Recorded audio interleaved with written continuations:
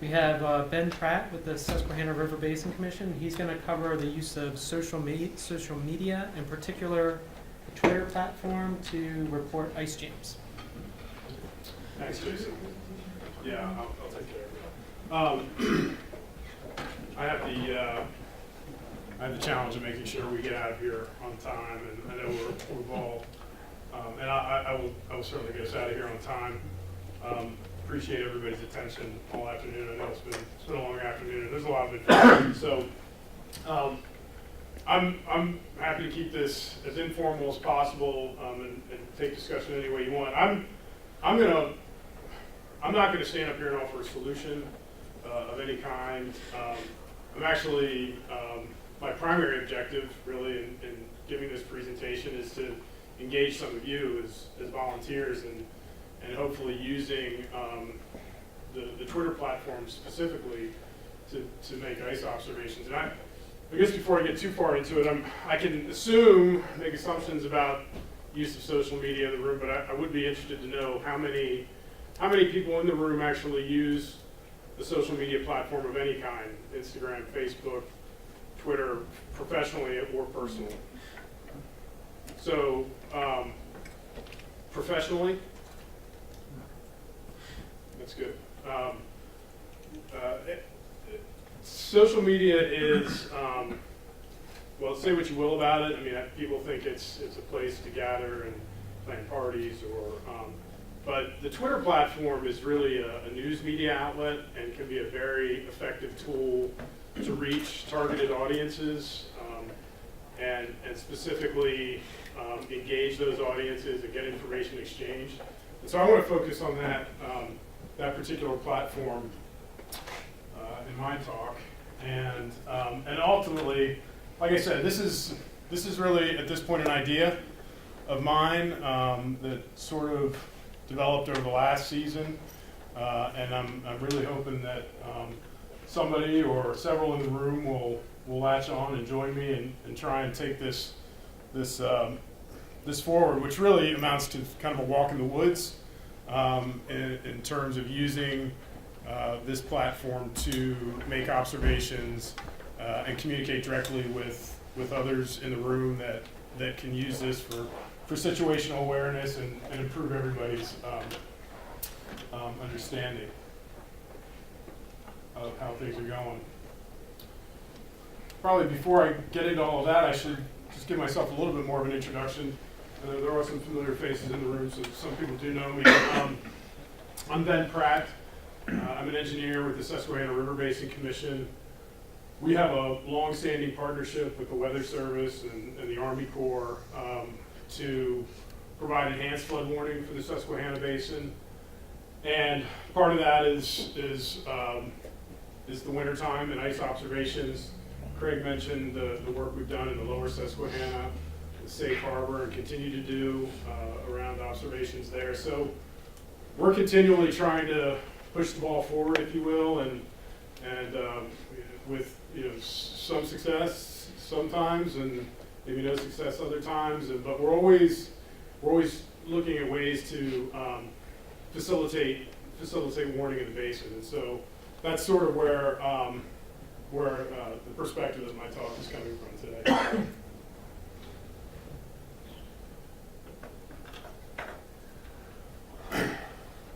So just to put my title up, it's a pretty simple title: Twitter for ice ops. One thing to note there in the title is the hashtag in front of ice ops as we move through this. And I know I asked about social media generally.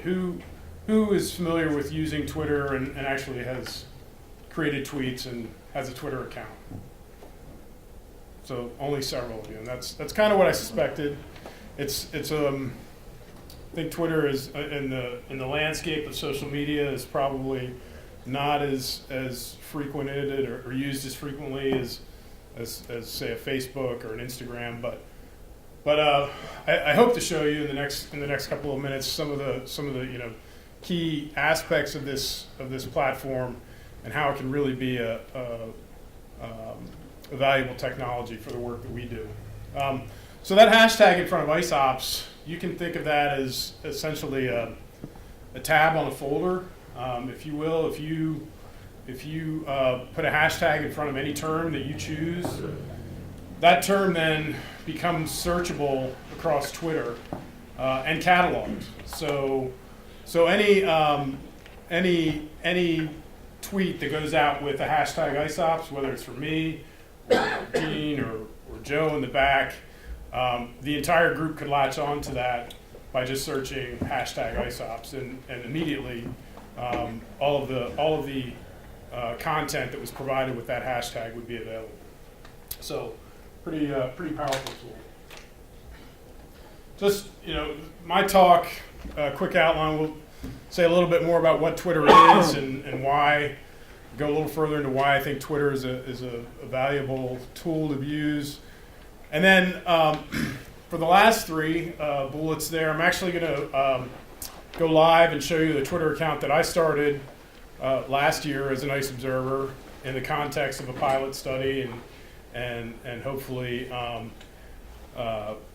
building out an observation network with others. And again, I'm looking for volunteers, and I'm going to get at least one. Eddie has already told me he would. No, he didn't tell me, but I know Eddie. He's gonna make it happen for me. So again, what is Twitter? It's a social media platform. Twitter is built on tweets, and tweets are essentially content that anybody with an account can provide. They're very easy to craft. On the right is an example of a recent tweet from the Middle Atlantic River Forecast Center talking about the expected cooler temperatures. That map is something you can click on and get a larger version. MARFAC tweets any number of times a day, as does the Weather Service at State College. So as a user of Twitter, you could be following MARFAC, and then when they update their content, you have that sort of in real time. Another thing that you can do with that particular tweet, if you are so moved or you feel it's important to get it out to the people that are following you, and as you build an audience on Twitter, you will have followers. You can retweet that, and then your group, regardless of whether or not they're following MARFAC, will have that information as well. At handles, this is the at handle for MARFAC, at NWS MARFAC. When I show you the account that I created, I'll point that out to you. But those handles are essentially, you can think of as email addresses.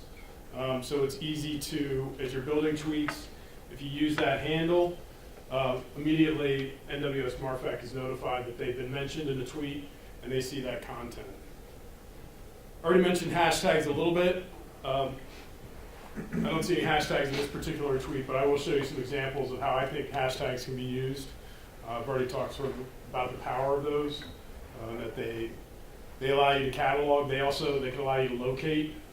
You could hashtag Susquehanna at Bloomsburg if you so choose, and that way, if anybody is, as you build that hashtag and your audience around that hashtag, people can follow that.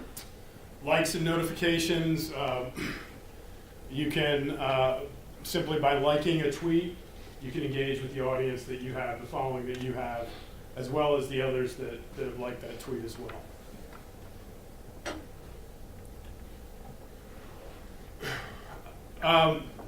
Why do we want to use Twitter? Twitter is it's really a pretty simple platform. It is publicly available, freely available. It is very much real time. As soon as I tweet, it's in the hands of any number of people. You can reach a targeted audience pretty efficiently with really just a minimal amount of effort and thought in terms of how you structure your tweet. It's handheld. Everybody is carrying smartphones for the most part. You just put the app on your phone and can engage that way with as many as you as many as you can. It's very easy to share links, data photos, and also push notifications out through Twitter. I have a case study coming up here just to sort of demonstrate that power. But one of the things that we need to work on, and as part of what I'm hoping is this pilot effort, is to also get those tweets on maps. I know Joe's had some experience with that, and we can then that would be a really effective tool for that when you allow your tweet to be geotagged, which is a setting when you set up your account. As soon as you hit that tweet, it will end up on a map, a heat map of sorts, if you will. So we'll know essentially in real time. I mean, ideally, when we build out an observation network this way, assuming we have 100% coverage, you would know from day to day where ice is building, where jams are occurring or threatened to occur. So I promised just a quick case study here. This comes out of Boulder, Colorado. Twitter is actually based in Boulder. I have some contacts there that are supporting me to some extent in developing this. But what we're seeing here in this first graph is a rainfall event in September. This is probably 2013, I'm going to guess, but maybe not. But you can see as rain falls up to close to even more than 12 inches over a period of what do we have, 5 or 6 days there. When we superimpose the number of followers, and that's this red line, that latched on to Boulder Emergency Management as well as the National Weather Service Boulder, which would be the weather forecast office for that area, similar to State College or Binghamton. You can see the number of followers on Twitter that actually began following them. So over about 5,000 new followers, 5,000 people engaged with those two entities, which immediately enables communication between those two entities and that group of people. So pretty powerful stuff. I'm gonna go live now and show you the Twitter account that I started last year. When you do decide to take my challenge and volunteer for me, become an observer, what we'll do is set you up with a Twitter account. I actually had, in contemplating this presentation, had thought maybe it'd be good to have 5, 10, 35 accounts maybe ready to go for you guys. But as I set up one, and I realized that a couple of things. One, when we set up the account name, we want the account name to sort of be somewhat representative of the area that you're collecting information in. This is, again, the account that I set up last year. We, as a commission, our agency, we actually provide river observations from essentially Harrisburg down to about Middletown along the Susquehanna. And then actually, with our work with the lower hydroelectrics, we all end up monitoring pretty much the entire reach from Harrisburg to Safe Harbor. So set this up last year, but I set up the account as lower Susquehanna ice observations. So this would essentially be anything in the lower Susquehanna River if we were doing it. It could easily be Bloomsburg ice observations. It could be Columbia County ice observations. It could be the Fishing Creek watershed. But when we set that account up, I think we want the account name to be somewhat representative of the area that we're observing. This is the Twitter handle for this account, at IceOps1. The next account will be at IceOps2, 3, 4, 5, so on. You can see that last year I actually tweeted 12 times from this account. I'm following 7 people, and I can quickly show you who I'm following. These are other Twitter accounts out there. I'm not actually sure who this is. But I think he followed me. I think he might have followed me after a presentation this summer, and I followed him back. This is Lancaster County Hazmat, USACE. Matt is actually an aquatic biologist at the Commission, NWS State College, and Maryland Fish and Boating. And I would be following Binghamton here, although keep in mind that it's a lower Susquehanna. And one of the things about developing a list of people that you're following is that obviously the more you follow, the more content you're going to get, and the greater the chance for noise, if you will. So with these particular accounts, they're really set up to provide observations and direct communication. I think we want to limit the number of not necessarily limit, but you want to be considerate of who you're actually following in the context of the account. I was successful in collecting 13 followers. There go my first 2 volunteers. Thanks, guys. So I did collect 13 followers in a pretty short, I think it was about a period of a week that I had this thing set up. Some of them have come on after the fact that somehow they find me, Columbia County EMA, just see some of the people that are following this particular, that's actually my personal account. I'm following myself here. And then these are the likes, so the tweets that I did provide, and we'll look a little bit more closely at those, but they garnered some likes, which really it makes you feel good that people like your tweet, but it's also giving you an indication of who's seeing it. And we can look at some of the analytics here on some of these tweets. Here we go. I just tweeted this out from this account.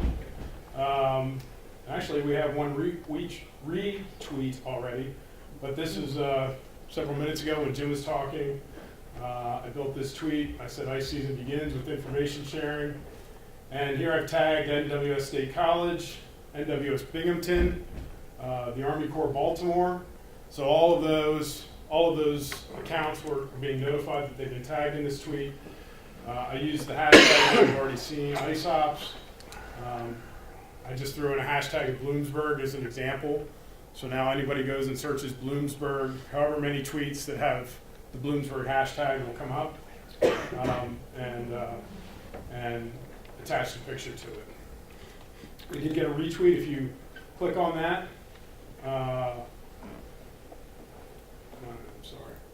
Click on the tweet itself, see one retweet, and as I mentioned, the Army Corps of Baltimore has retweeted that, has already retweeted that, which means their 2,566 followers have seen that tweet, or their accounts have received that tweet. They've seen that Baltimore retweeted it. It's now essentially a tweet of the Army Corps of Baltimore, and they've just hit 2,500 of their followers. Again, a pretty efficient way to get information out when you have your targeted audience built. Just a quick look at some of the content that I provided last year, and I want to specifically show. I want to show some of the analytics. I think this was so this is actually Columbia, PA. This is about 13 miles or so above Safe Harbor Dam. This ice field actually extended the full 13 miles. And what we were seeing here was this channel of water opening. This was January 20th. It was around the 24th, I think, when things really started moving. But it was warming up, and things were moving, and we were kind of waiting to see what would happen. And so I tweeted these out. This is actually the day I created this account. I think this might even be the first tweet. But you can see it was retweeted twice. And if we open up the tweet, we can see who retweeted that. It was Marfak and Tom Russell, who's a meteorologist in the area. 7 likes, I don't know who these people are, but somehow they saw it and they liked it. They're not necessarily followers. But then there's also this graph here, which will show you your tweet activity. And this particular tweet, pretty simple, garnered 1,769 impressions. Which an impression is when you're working on using the app on your phone or even on your desktop. As you scroll past your tweet, that becomes an impression on your record as anybody scrolls past it. So, in other words, it passed. So you can think of it like it passed roughly 1,700 pairs of eyes. 65 people engaged with it. That means they stopped and they either pressed the picture, they looked at the pictures, they picked out, they plugged one of these guys. Media engagements, this is always an interesting statistic to look at, 39. So these are accounts that are designated as media and have engaged with the tweet. So really what I'm trying to demonstrate, this is, I think this one was even a little bit, it's kind of fun to look at your impressions, and I had one that actually got, I think my record was over 2,000, but anyway. The point is that by tagging the right people, building the right hashtags, you can quickly engage a pretty focused audience.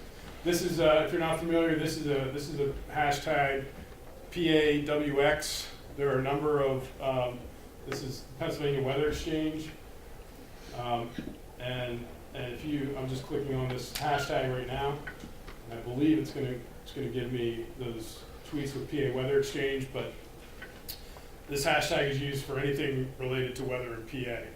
There's a BGM WX, Weather Exchange hashtags. Well, we use hashtag NY. Hashtag and NYWX.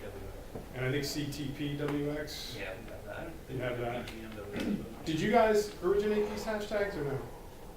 Or these other groups? I would guess CTPWX we probably originated. I'm not sure Okay. about PA.